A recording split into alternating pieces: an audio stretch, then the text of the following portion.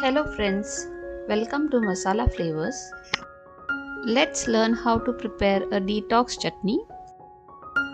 This is a very healthy recipe made up of Jawas or flax seeds. So let's get started. Dry roast 1 cup Jawas or flax seeds in a pan until it begins to get nice glaze. Roast the Jawas on medium flame. Now add 10 to 12 garlic pods, 2 tablespoons of white sesame seeds, 1 teaspoon cumin seeds, half cup roasted chana dal. Mix well. Add 3 to 4 black peppercorns, 15 to 20 curry leaves. Roast everything well together for about 3 to 4 minutes. Turn off the gas when nice aroma begins to release from the mixture.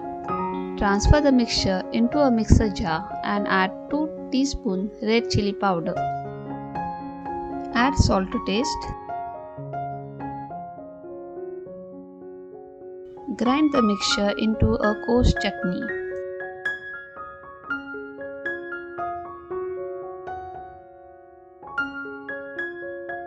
If you want, you can also blend it into a fine powder. Flaxseedschutney or Javasachichutney is ready to be served. You can store this chutney in an airtight container for about a month.